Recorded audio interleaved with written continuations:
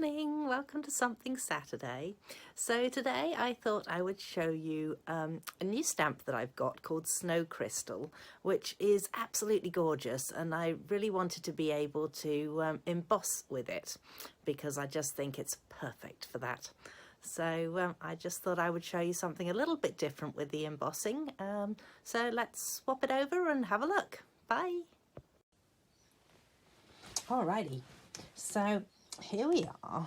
I don't know if you can see this very well, but I've actually embossed this with 3 different colours. So you've got gold, you've got silver, and what's the other colour called? Copper. Okay, so I thought I would show you how I created that.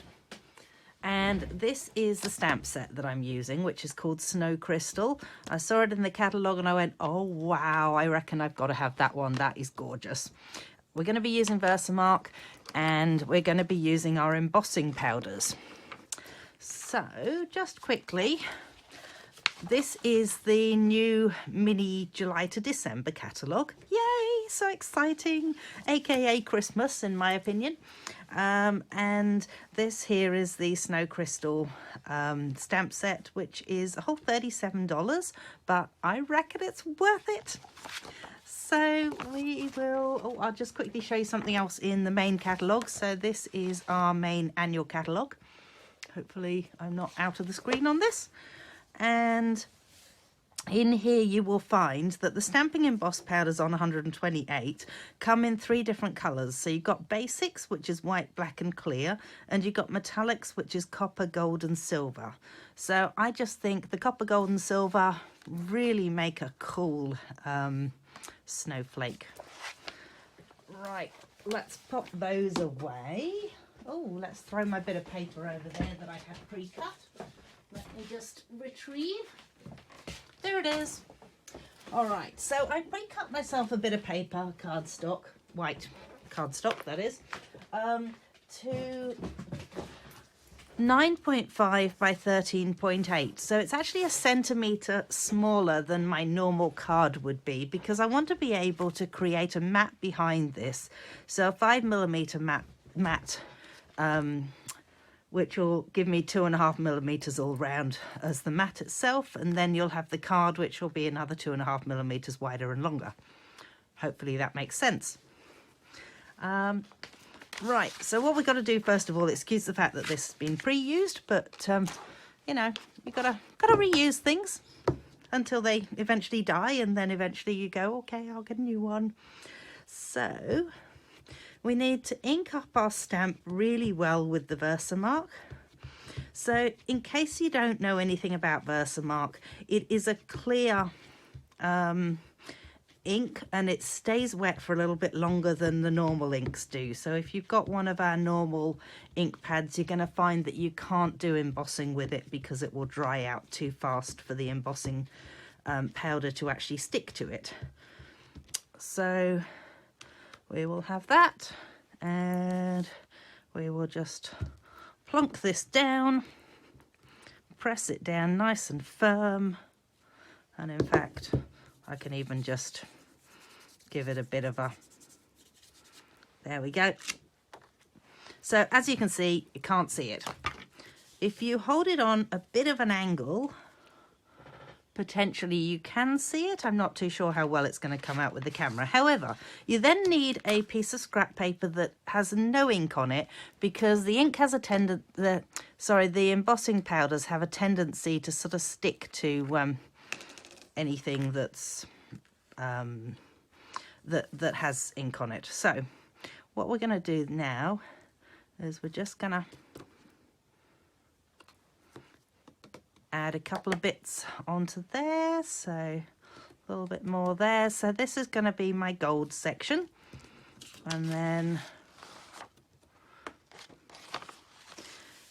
we do actually have a new thing in the mini catalogue. Oh, obviously that does have something on it already. Oh well, there you go. And the new thing is a little catching tray thing for when you're doing embossing. I'm not sure where, the jury's out at the moment. So I'm going to add a bit of silver into this. So you've got to be careful when you do this, whereabouts you're knocking it off to, because if you were to put it on here and then knock it down, it would cover the whole thing. And that's kind of not the point with this. So you've just, as I say, got to be a little bit careful. I might just add a touch more onto there. Maybe a touch more onto there as well. There we go. And pop the silver away. And move on to the copper. Oi.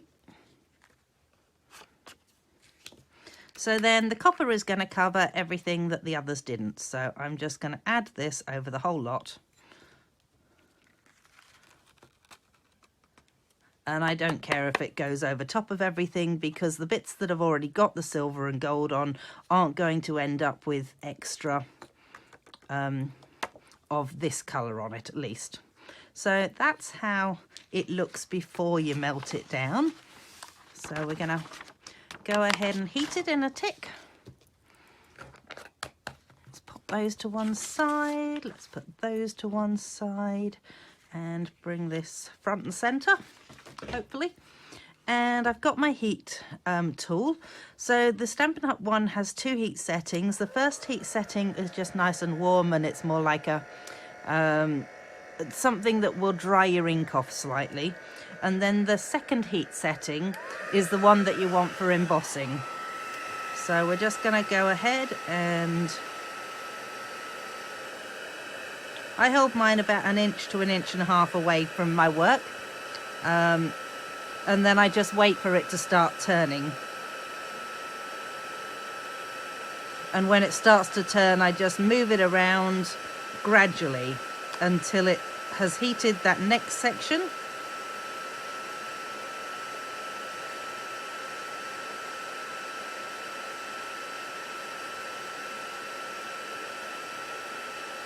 If you do it in a methodical manner, so I'm just going to go sort of like up and down,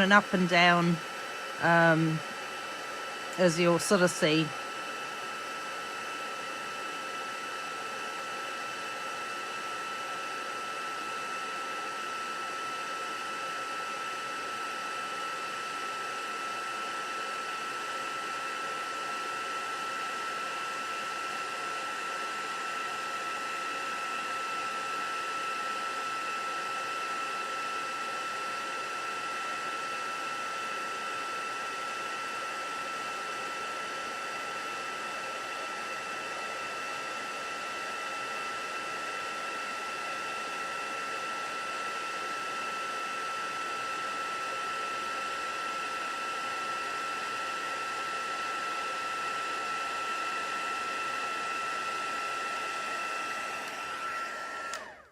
So as I say, if you do it in a nice methodical manner, so you're going basically like that onto it, you're not going to miss anything. Because I often find when I'm doing a class that people will sort of like wave it around, and some of it actually goes and some of it doesn't turn. And then it's sort of a case of you have to look at it and you go, oh, that bit there didn't turn, or this bit over here didn't turn.